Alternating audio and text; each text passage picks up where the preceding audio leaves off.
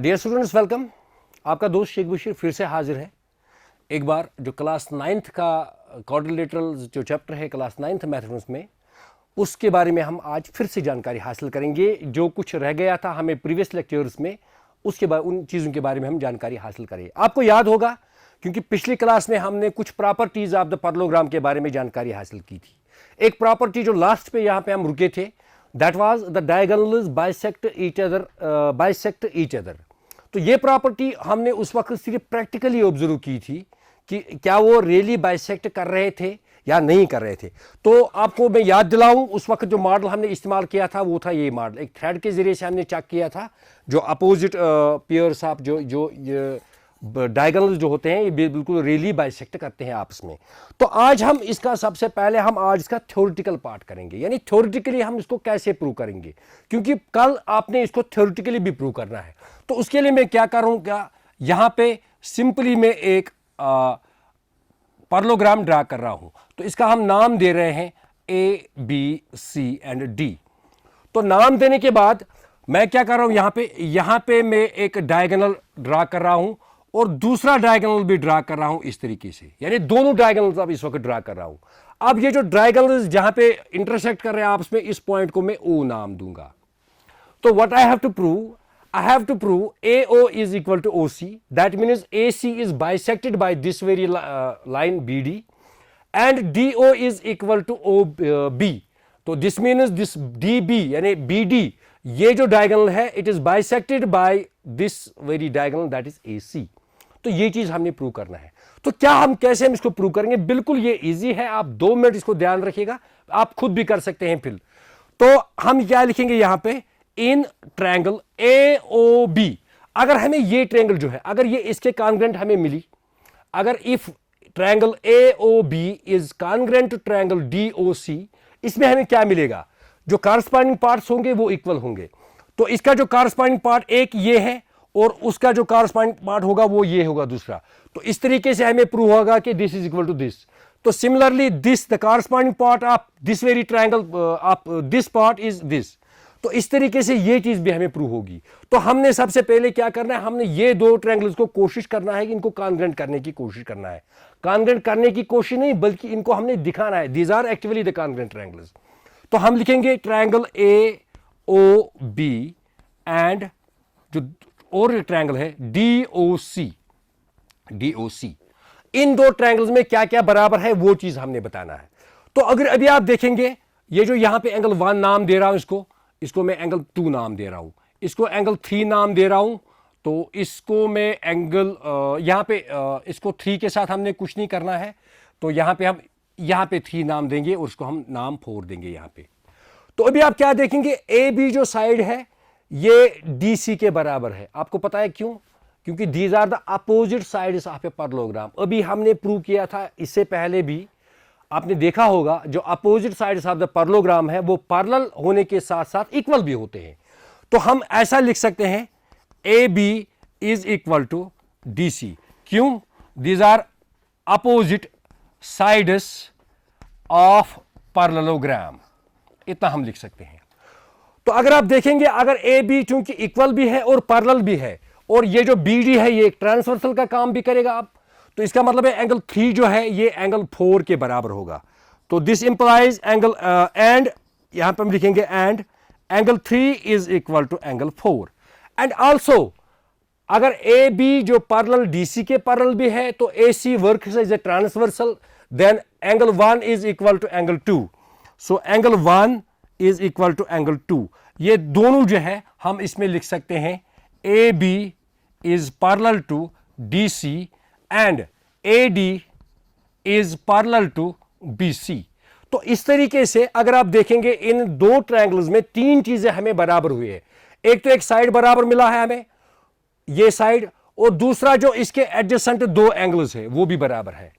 तो इसका मतलब है, आपको याद होगा ट्रायंगल्स में आपने पढ़ा है, when 2 angles and the side between them are equal to the another 2 angles and the side between them of the another triangle, then the triangles are congruent। तो इस सूरत में आप क्या कहेंगे, हम यहां पे लिखेंगे फिर जो ट्रायंगल AOB है this is congruent to triangle DOC। जब आपके पास ट्रायंगल कॉन्ग्रेंट है, अभी हमने क्या प्रूव करना है, आपको याद होगा, हमने प्रूव करना है कि डायगोनल्स बाइसेक्ट ईच अदर। तो ये जो ट्रायंगल है, ये ट्रायंगल अब इस ट्रायंगल के कॉन्ग्रेंट है, तो इसका मतलब है इसके जो कॉरस्पॉन्डिंग पार्ट्स है वो भी आपस में बराबर होंगे।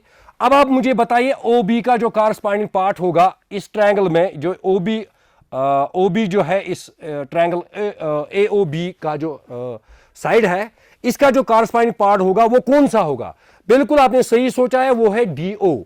तो इट इंप्लाइज, हम लिख सकते हैं OB is equal to DO भी लिख सकते हैं और OD भी लिख सकते हैं। सिमिलरली AO का जो कॉरस्पॉन्डिंग पार्ट होगा इस ट्रायंगल में वो होगा OC। तो AO हम लिख सकते हैं OC। तो अगर आप देखेंगे, we have proved what we have proved, AO is equal to OC means this diagonal is bisected and DO is equal to OB means BD diagonal is also bisected. So this was the theoretical part of what we have done earlier in the practical way.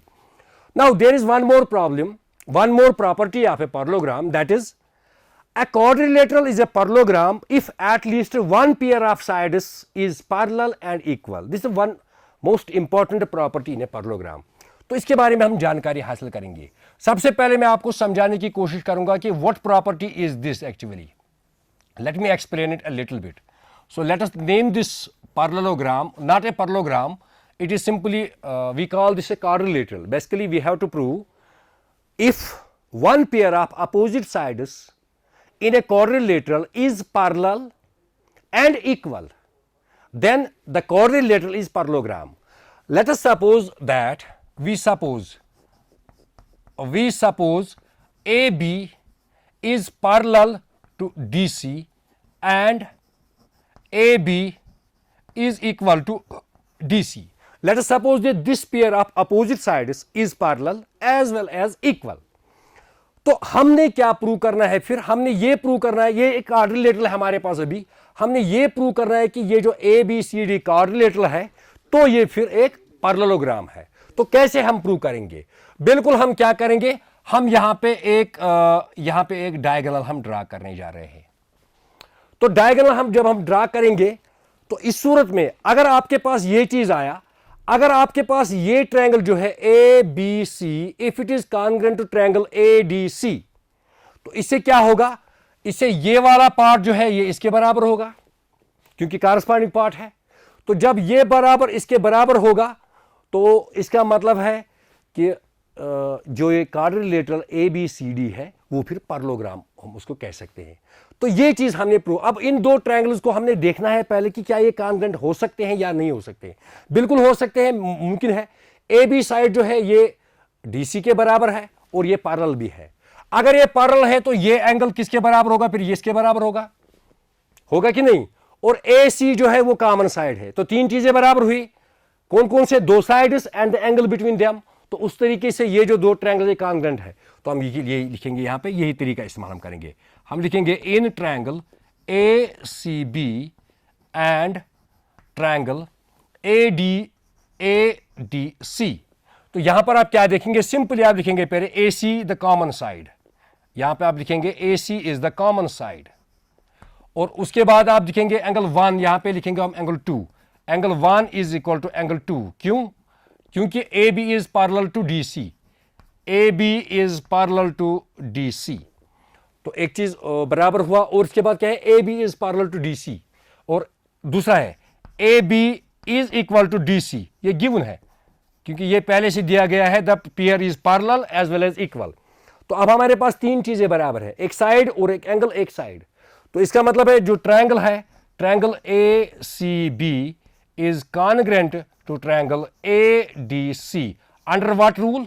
Side angle side rule के तहत ये congruent है। तो अब ये दो triangles congruent है, तो हमने क्या करना है, हमने प्रूव करना है कि ये जो है, ये जो ABCD जो है ये पैरेललोग्राम है। अभी तक हमें सिर्फ पता है कि one pair of sides is equal, यही हमें पता है। तो अब क्योंकि ये ट्रायंगल जो है ये इसके कॉन्ग्रुएंट है, तो this implies BC is equal to AD, इस implies BC is equal to AD। क्यों? These are congruent parts of congruent corresponding parts of congruent triangles. तो अगर बी सी ए डी के बराबर है और ए बी जो है वो डी सी के बराबर पहले से ही है। सो अगर आपके पास आपको पता है कि एक क्वाड्रिलेटरल है जिसमें opposite pair of sides are equal, simply क्योंकि वो आपने प्रूव किया है इससे पहले भी, तो उस क्वाड्रिलेटरल को हम पैरेललोग्राम भी कह सकते हैं। So this implies A B C D is a parallelogram. तो इस तरीके से we have proved this very result also, that if at least one pair of sides in a quadrilateral is parallel and equal, then the quadrilateral is parallelogram. So let us go forward. Now what we are going to learn more, we are going to, this was all about the rhombus, the parallelogram, sorry parallelogram. तो parallelogram के बारे में जितने भी properties है वो तकरीबन हमने तमाम प्रूव भी किए हैं, प्रैक्टिकली भी प्रूव किए हैं और थ्योरेटिकली भी प्रूव किए हैं। तो अब हमारे पास और एक फिगर है जिसके बारे में आपको पता होगा कि उसका नाम जो है वो है रोम्बस। तो यहाँ पे मेरे पास एक मॉडल है, आप इस मॉडल को देख सकते हैं। ये एक फिगर है, शेप है, रोम्बस की शेप है। रोम्बस क्या है आपको पहले मैंने बताया है। Rhombus is a four sided closed figure, यानी quadrilateral in which all the four sides are equal. बस इतना ही हम कह सकते हैं, एंगल्स के बारे में हम नहीं कह सकते हैं। तो इसका मतलब है, इसको मैं रब कर रहा हूं यहां पे ताकि हम यहां पे लिखेंगे। तो रोम्बस के बारे में आप बिल्कुल इस दौरान आप सोच के रखिएगा, क्योंकि रोम्बस क्या है आपने इसके बारे में जानकारी हासिल की होगी पहले से ही कि रोम्बस क्या है। तो रोम्बस में हम क्या कुछ करने जा रहे हैं, आपको पता है, आपने सुना है कि रोम्बस जो है is a four sided figure in which all the four sides are equal. So automatically when all four sides are equal, then the opposite pair of sides are parallel also in rhombus. तो rhombus के बारे में हम क्या कुछ हम सीखने जा रहे हैं। तो सबसे पहले हम इसमें सीखेंगे diagonals bisect each other at right angles. This is a property, a main property in the rhombus, in every rhombus. यानी जो diagonals होते हैं, rhombus के जो diagonals होते हैं वो आपस में बाइसेक्ट करते हैं और बाइसेक्ट करने के साथ साथ वो आपस में परपेंडिकुलर भी होते हैं, यानी they make 90 degree at the centre. So we can prove it, हम इसको प्रूव कर सकते हैं थ्योरेटिकली भी, और मेरे पास एक प्रैक्टिकल इसका जो मॉडल है हम प्रैक्टिकली भी चेक कर सकते हैं। आप ये देख लीजिए, यहां पे एक रोम्बस है, इसमें जो साइड्स है बिल्कुल बराबर है, यहां पर बीच में जो डायगोनल्स ड्रा किए गए हैं।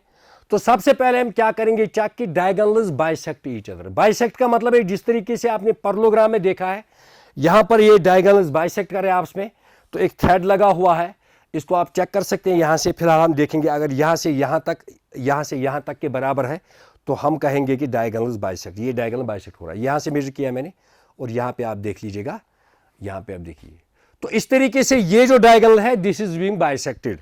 तो यहां पे आप देखिए दूसरा डायगोनल यहां तक इतना है, तो यहां से आप चेक कीजिए और इतना है। तो इसका मतलब है इस तरीके से ये दोनों डायगोनल्स जो है ये आपस में बाइसेक्ट हो रहे हैं।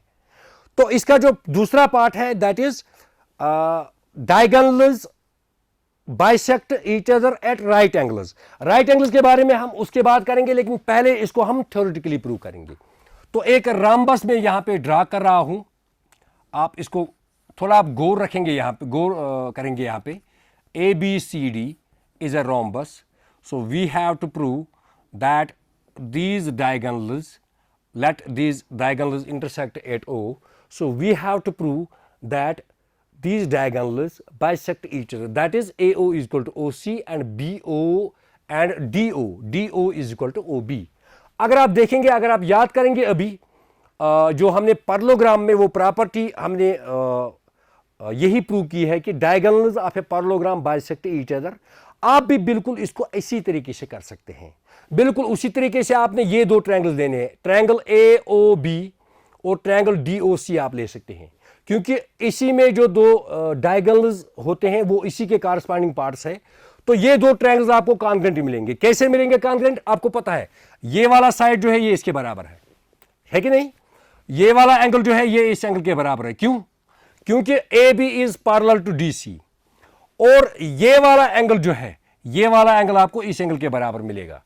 तो क्योंकि AD is parallel to BC, तो जब आपको तीन चीजें, एक side and the two adjacent angles आपके पास बराबर है दो ट्रायंगल्स में, तो वो दोनों ट्रायंगल्स क्या है, कॉन्ग्रुएंट है। तो दो ट्रायंगल्स कॉन्ग्रुएंट है, कॉरस्पॉन्डिंग पार्ट्स तो इक्वल हो गए, BO equal to OD and AO equal to OC। इसको आप खुद करेंगे, बिल्कुल ये आप खुद इसको ट्राई कीजिएगा। इसको कैसे करते हैं, मैंने सिर्फ आपको गाइड किया है थोड़ा सा, इसको ये हेल्प कर रहा हूं यहां पे, तो लेकिन आप खुद करेंगे इसको। लेकिन जो दूसरा पार्ट है, दूसरा पार्ट हम करेंगे। हमने क्या प्रूव करना है, बाइसेक्ट तो हमने प्रूव किया है, अब हमने प्रूव करना है कि these are perpendicular to each other. That means we have to prove that this angle is 90 degree and also this angle is 90 degree. So for that very purpose we first make a practical. हम एक practical करेंगे यहाँ पे आप देखिए, यहाँ पे एक मेरे पास एक एंगल स्ट्रिप है, यहाँ पे ये 90 डिग्री एंगल स्ट्रिप है। इस पे नहीं लिखा है लेकिन हमें फिर भी पता चलेगा। यहाँ पे जो चार एंगल्स बन रहे हैं at the point of intersection of the diagonals, तो हम इनको मेजर करेंगे। अगर ये चारों के चार बराबर है तो आप मुझे बताएंगे हर कोई कितना होगा। बिल्कुल इन चारों का जो सम है दैट इज 360 डिग्री। अगर ये चार बराबर है तो 360 को आप 4 से डिवाइड करेंगे तो ईच यू विल गेट 90। तो यहां पे आप देखेंगे इस तरीके से, आप देखेंगे ये इसके बराबर है, तो इसी तरीके से अगर आप इसको देखेंगे ये भी इसके बराबर है, तो इसी तरीके से आप इसको देखेंगे ये भी इसके बराबर है, तो इस तरीके से आप देखेंगे ये भी इसके बराबर है। तो इस तरीके से we have observed it in practical way that the each angle at the intersection of the diagonals of a rhombus is right angle। लेकिन अब इसको हम theoretically कैसे प्रूव करेंगे, theoretically हम इसको कैसे प्रूव करेंगे? तो हम क्या करेंगे, अभी तक हम ये दो ट्रायंगल्स लेंगे। In triangle AOB and BOC, triangle BOC, इन दो ट्रायंगल्स में अगर आप देखेंगे ये जो BO, अगर ये हमें कॉन्ग्रुएंट मिले तो इसका मतलब है ये एंगल इस एंगल के बराबर होगा, तो हमें ये जो हमारा मसला ये प्रूव होगा। अगर ये दो एंगल आपसे बराबर होंगे तो इनका जो सम है ये 180 डिग्री है, क्योंकि ये लीनियर पेयर भी है। तो लीनियर पेयर में जब दो एंगल्स का सम 180 डिग्री होता है और वो दोनों बराबर होते हैं, उसका क्या मतलब है कि वो दोनों 90-90 होने चाहिए, तब भी उनका सम 180 डिग्री हो सकता है। तो इस तरीके से अगर आप देखेंगे इन दो ट्रायंगल्स में BO जो है ये कॉमन साइड है, ये कॉमन साइड है, और अभी हमने प्रूव किया है डायगोनल्स बाइसेक्ट ईच अदर। इसका मतलब है AO जो है वो OC के बराबर है, AO is equal to OC। और जो हमने प्रूव किया है, और एक चीज AB जो है वो BC के बराबर है। क्यों, जरा आप मुझे बताइए, जो AB ये क्यों BC के बराबर है? क्योंकि this is sides of rhombus, sides of rhombus, ये रॉम्बस के दोनों साइड्स है, रॉम्बस में इक्वल साइड्स होते हैं। तो इस तरीके से इन दो ट्रायंगल्स में तीनों साइड्स आपस कॉरस्पॉन्डिंग साइड्स जो आपस में बराबर है। So this implies triangle AOB is congruent to triangle BOC। तो दिस आल्सो इंप्लाइज, यहां पर हम लिखेंगे, इसका नाम हम दे रहे हैं यहां पे एंगल 1, इसका नाम हम दे रहे हैं angle 2। This implies angle 1 is equal to angle 2। क्यों? These are corresponding parts of congruent triangles. So this implies also, हम यहां पे लिखेंगे एंगल 1 प्लस एंगल 2 जो है ये 180 डिग्री के बराबर है। क्यों? These are linear pair angles। तो एंगल 1 एंगल 2 के बराबर है और ये दोनों बराबर है। So it implies angle 1 is equal to angle 2 each is equal to 90, तभी इनका सम 90 या 180 होगा। तो इस तरीके से we have proved this very property that the diagonals of rhombus bisect each other at right angles। तो इसके बाद हमारे पास और भी सारी चीज है। तो एक अहम जो एक थ्योरम यहां पे है इस चैप्टर में दी गई है, उसके बारे में हम बात करेंगे आज। वो थ्योरम क्या है, आपने नाम सुना होगा उसका हम कहते हैं mid point theorem. Mid point theorem क्या है? बिल्कुल आप जब तक मैं इसको रब कर रहा हूं तब तक आप थोड़ा अपने दिमाग लड़ाइए और आप देखिए कि मिड पॉइंट थ्योरम जो है उसमें क्या कुछ कहा जा रहा है, उसका स्टेटमेंट जो है वो आप याद कीजिए, और बाद में मैं भी बताऊंगा आपको कि उसका स्टेटमेंट क्या है और हमने क्या कुछ उसमें करना है। तो फिलहाल आप देखेंगे यहाँ पे कि ये जो मिड पॉइंट थ्योरम है वो क्या है। मेरे पास एक मॉडल बना हुआ है, आप इसको देख लीजिएगा। अगर मैं आपको फिलहाल इस वक्त दिखा रहा हूं, आपको क्या नजर हो रहा होगा? बिल्कुल मुझे भी वही नजर आ रहा है जो आपको नजर हो रहा है, एक ही ट्रायंगल। यहां पे एक ट्रायंगल आपको नजर आ रही है, लेकिन अगर आप देखेंगे मैं इसको हटाऊंगा, ये वाला पीस यहां पे आप देखेंगे एक ट्रायंगल के साथ और एक छोटी ट्रायंगल, एक ट्रायंगल के साथ और एक छोटी ट्रायंगल। तो अगर आप देखेंगे यहां पे ये जो ऊपर मैंने एक लाइन यहां पे ड्रा की हुई है, ये जो ट्रायंगल है ये यहां पे फिट हो रही है, ये यहां पे देखेंगे, इसका मतलब है ये जो ऊपर जो ट्रायंगल बनी हुई है, this triangle is congruent to this very triangle.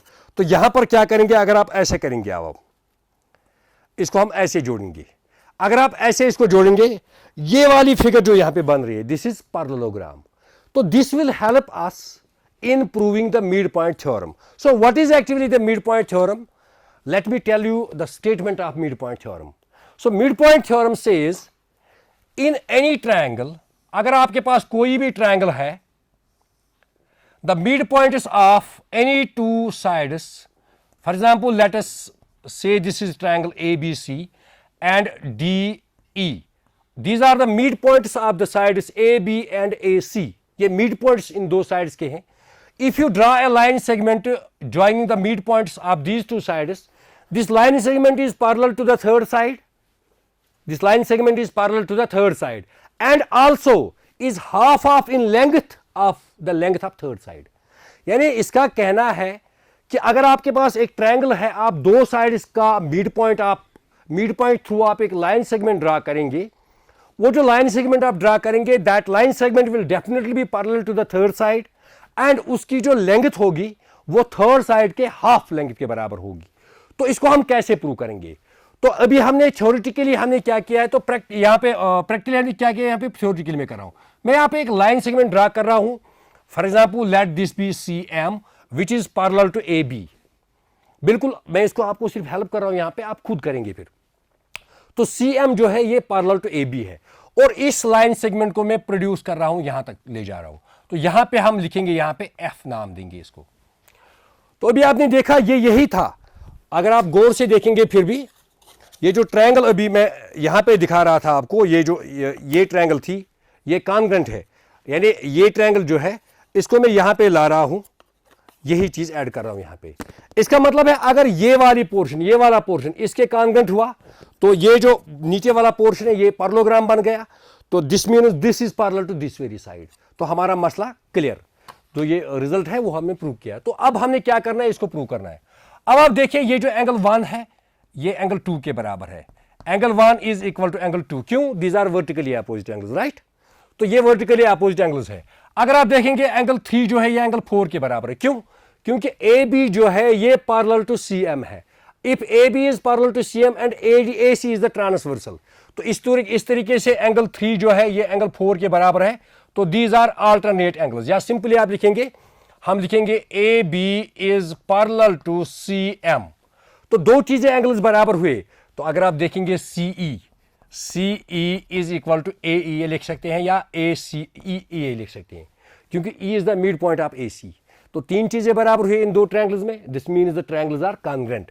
So this means triangle ADE is congruent to triangle CEF। तो दो ट्रायंगल्स कॉन्ग्रुएंट हुए, इससे कॉरस्पॉन्डिंग पार्ट्स बराबर होते हैं।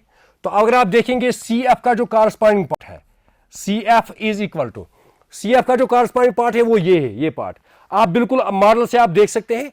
CF का जो कॉरस्पॉन्डिंग पार्ट है वो AD है, CF is equal to AD। लेकिन AD किसके बराबर है? AD DB के बराबर है। तो हम लिख सकते हैं CF is equal to DB भी लिख सकते हैं, क्योंकि because AD is equal to DB आप लिख सकते हैं। तो CF किसके बराबर है? DB के बराबर है।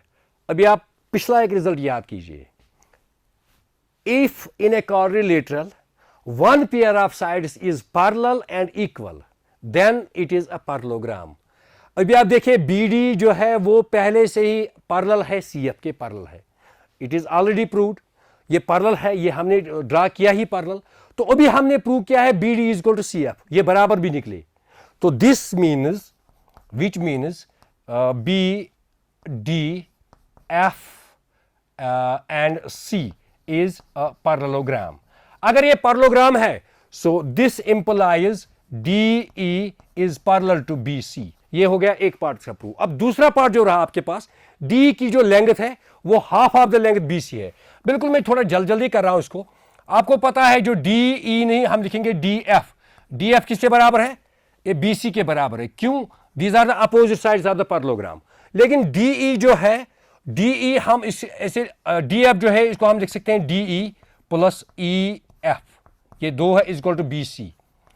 अगर आप देखेंगे ये जो ट्रायंगल्स हमें कॉन्ग्रुएंट मिले, ई एफ किसके बराबर था? इसका कॉरस्पॉन्डिंग था डी ई, तो इसका मतलब है ई एफ डी ई के बराबर है। तो हम यहां पे लिख सकते हैं D E plus E F के बदले भी हम डी ई लिख सकते हैं is equal to B C. तो इसका मतलब है twice D E is equal to B C. So this implies D E is equal to 1/2 B C. So this proves the second result. तो इस तरीके से हमने ये चीज़ प्रूव किया है। तो बच्चों अब जो कुछ भी रह गया है इसमें इंशाल्लाह नेक्स्ट टाइम हम करेंगे। फिलहाल आज के लिए इतना ही। खुदा हाफिज़।